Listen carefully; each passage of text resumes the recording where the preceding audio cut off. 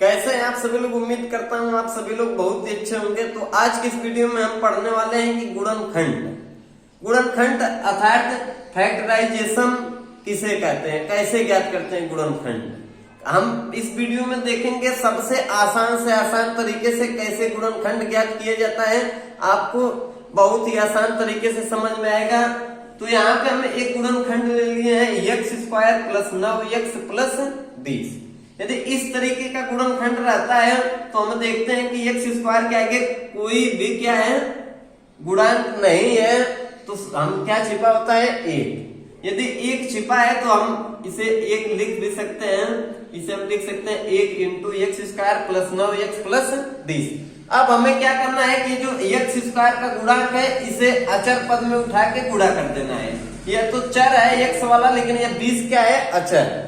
तो x² के गुणांक से हमें 20 वाले अचर पद में क्या करना है गुणा कर देना है। तो यहाँ पे हम 1 से 20 में क्या कर देंगे गुणा। तो 1 से हम 20 में गुणा कर देंगे, हमारा आ जाएगा 20 से कम 20। जो हम गुणा कर दिए तो हमें यह लास्ट स्टेप तो समझ में आया कि 20। अब गुणनखंड का तात्पर्य यही से है कि लास्ट में जो अचर पद दिया हो गुणा करने पर वह है कुछ ऐसा फ्रैक्शन तोड़ेंगे और जो बीच वाली संख्या है उसको या तो बीच में जोड़ है तो जोड़ने से प्राप्त हो, माइनस है तो माइनस से, यही फ्रैक्शन से निकालेंगे। ठीक, तो यहाँ पे हम तो ये जान गए कि 20 है, तो लगाने के लिए सबसे पहले हमें क्या करना है, इस तरीके से 20 का फ्रैक्शन तोड़ देना है। अभाज्य गुणनखंड देखेंगे 2 एकम 2 और 2 चलिए 0 2 5 10 और 5 एकम 5। तो हमारा फ्रैक्शन निकल कर आया 2 गुणे 2 गुणे 2 गुणे 5। अब हमें इसी में खोजना है कि गुणा करने पर हमारा 20 आए और जोड़ने पर कितना बीच में फ्रैक्शन आए 9। तो हम जान रहे हैं कि देखिए यहाँ पे सिर्फ एक 2 ही रहेगा। देखिए तो यहाँ पे हम गुणे 5, तो इसी में गुणनखंड करके हमें बनाना है। तो हम देख रहे हैं कि यहाँ पे देखिए 2 दूनी 4 और 1 5।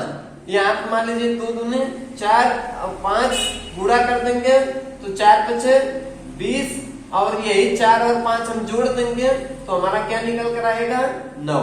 तो हमें सिर्फ यही करना है, हर गुणनखंड में हमें सिर्फ यही खोजना है कि अचर पद वाली जो संख्या है कुछ ऐसा भाज्य गुणनखंड करने पर अचर वाली संख्या प्राप्त हो जो बीच में फ्रैक्शन दिया है अलग करके तोड़ने पर इसी गुणनखंड में से हमें खोजना है। जैसे देखिए ऐसे भी हो सकता है कि 2 5 10 और 10 दूनी 20। ये 10 दूनी 20 तो आएगा, लेकिन 10 में 2 जोड़ेंगे तो कितना आ जाएगा 12। लेकिन हमें लाना कितना है 9।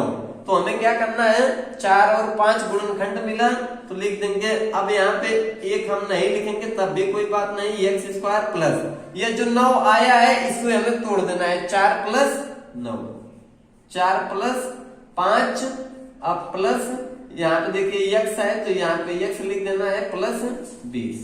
अब हमें क्या करना है सीधे सीधे आप इस तरीके समझ सकते हैं कि 4 में 5 जोड़ेंगे तो बीच वाली संख्या प्राप्त हो जाएगी 9। तो हमें तोड़ देना है, लिख देंगे x² प्लस x का गुणा 4 में करेंगे 4x प्लस x का गुणा 5 में करेंगे 5x प्लस 20 को क्या करेंगे उतार देंगे। अब हमें करना क्या है कॉमन लेना है। कॉमन कैसे लेंगे, यहाँ पे x² है और यहाँ पे x, तो x² और x में x कॉमन मिल रहा है, हालांकि अचर पद इसमें नहीं है तो सिर्फ x कॉमन मिलेगा। यहाँ पे x² है तो एक x बच जाएगा, लेकिन यहाँ पे x चला गया तो पूरा पूरा क्या बचेगा 4। तो यहाँ पे लिख देंगे प्लस 4 अब प्लस यहाँ पे देख रहे हैं कि अचर पद है तो 20 और 5 का ये जानते हैं कि 5 के पहाड़े में 20 आता है, हालांकि यहाँ पे x नहीं है तो हम अचर पद 5 कॉमन ले लेंगे। 5 पूरा पूरा चला गया तो क्या बचा x, और इसी 5 से इसमें क्या करना होता है भाग। तो 5 से 20 में भाग कर देंगे 5 चौक को 20। हमें याद रहे कि हमेशा यह जो दोनों कोष्ठक होते हैं ये हमेशा बराबर होना चाहिए। यदि बराबर नहीं आता है तो हमारा गुणनखंड सही नहीं है। तो हम देख रहे हैं कि फिर इसमें हम कॉमन लेंगे x प्लस 4 2 बार है तो यहाँ पे हम x प्लस 4 कॉमन ले लेते हैं और दूसरे क्वेश्चन में बचेगा x प्लस 5। तो इस तरीके से आसान तरीके से हमारा फ्रैक्शन करके गुणनखंड विधि से हम आसानी से निकाल लिए कि एक कोष्ठक में x प्लस 4 और x प्लस 5। ठीक है। अब इसी तरीके से हम कोई दूसरा सवाल लेकर देखते हैं, जैसे गुणनखंड ले लेते हैं x² माइनस 3x और माइनस 10। अब यहाँ पे हालांकि x² गुणांक यदि 1 है तो यहाँ पे कोई दिक्कत नहीं, हमें सिर्फ 10 का फ्रैक्शन करना है। इस तरीके 10 को तोड़ना है, तोड़ देंगे, 2 5 10 और 5 1 5, 5 1 5। अब 2 एक गुणनखंड निकल कर आया, 2 गुणे 5, तो हम जानते हैं कि 2 से 5 में गुणा कर देंगे 10 होगा, लेकिन जब 5 से यही 2 को घटा देंगे तो हमें क्या मिलेगा 3। हमें सिर्फ यही लाना है कि गुणा करने पर यह 10 प्राप्त आए अचर पद, और जोड़ने या घटाने पर अभी आपसे बताया कि जोड़ने या घटाने पर यहाँ पे माइनस दिया है, मतलब घटाने से प्राप्त होगा, तो यहाँ पे हम लिख दिए 5 माइनस 2। ठीक, तो अब हमें क्या करना है, 5 माइनस 2 तो हम लिख दिए, लेकिन हमें सिर्फ यह ध्यान देना है कि यह बड़ी संख्या के आगे, यह 3 के आगे क्या है माइनस, तो 3 के आगे माइनस कब आएगा, जब हम बड़ी संख्या के आगे माइनस मानेंगे और छोटी संख्या के आगे प्लस। जब -5 में से +2 को घटाएंगे तब हमारा क्या निकल कर आएगा -2। ठीक, तो हमारा एक खंड निकल कर आया -5x और दूसरा खंड निकल कर आया +2x। तो हमें क्या करना है, यहाँ पे सीधे सीधे लिख देंगे x² माइनस 5x और माइनस और यह +2x माइनस 10।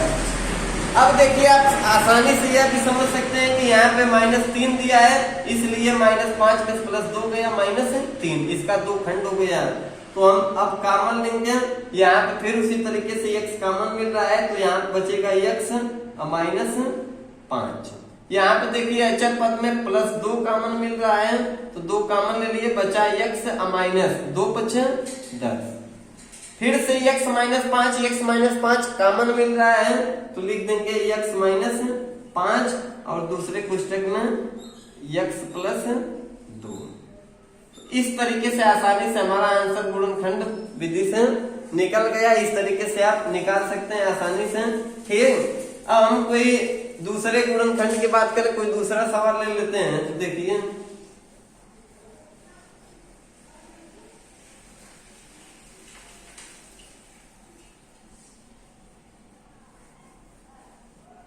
अब जैसे देखिए हम कोई सवाल ले लेते हैं 25x² माइनस 16। इस तरीके से मान लीजिए यहाँ पे y², इस तरीके से भी गुणनखंड आपको देखने को मिल सकता है। तो यहाँ पे हमें क्या करना है कि हम देख रहे हैं कि दोनों घातें 2 है, लेकिन ये 25 दिया है और ये 16, हमें तोड़ लेना है। 25 को एक बार तोड़ लेंगे, देखिए 25 और 5 का नाम 5, तो यहाँ पे 5 गुणे 5, इसको हम लिख सकते हैं 5 की घातें 2। 16 दिया है, 16 को भी आप तोड़ सकते हैं इस तरीके से, देखिए 2 8 16 और 2 चौको 8 और 2 दूनी 4, 2 दूनी 4 और यहाँ पे 2 एक 2। ये देखिए एक जोड़ा 2 का मिला, तो आप लिख दीजिए 2 गुणे 2, यहाँ पे 2 गुणे 2 गुणे 2 गुणे 2, देखिए 2 दूनी 4 और ये भी 2 दूनी 4, ये 4 2 बार है, इसे हम लिख सकते हैं 4 की घातें 2। हालांकि आप इस तरीके से भी समझ सकते हैं कि 16 4 का क्या है वर्ग है। तो हमें करना कुछ नहीं है, यहाँ पे 25 दिया है तो हम लिख सकते हैं 5 की घातें 2 और बाहर x है। नहीं तो इस तरीके से हम जानते हैं कि जब 25 को हम लिख सकते हैं 5 पूरा लिख दीजिए 5x और पूरी की घातें 2 और माइनस 16 का आप जानते हैं 4 का वर्ग है, 2 बराबर है, तो 16 लिख सकते हैं 4y की घातें 2। इस तरीके से, और यह फार्मूला बन गया a² माइनस b²। हालांकि यह वर्गांतर का फार्मूला है, तो हमें फार्मूला भी याद करना है। हम जानते हैं कि a² माइनस b² बराबर होता है एक पुस्तक में a प्लस b और दूसरे में a माइनस b। तो पहले वाले को हम a मानेंगे और दूसरे वाले को b। जब पहले वाले को a मानेंगे तो हमारा a प्लस b, एक बार इसको जोड़ देंगे और एक बार इसको घटा देंगे, तो हमारा हो जाएगा 5x प्लस 4y और दूसरे पुस्तक में 5x माइनस 4y। इस तरीके से आसान तरीके से ऐसा भी गुणनखंड आप निकाल सकते हैं।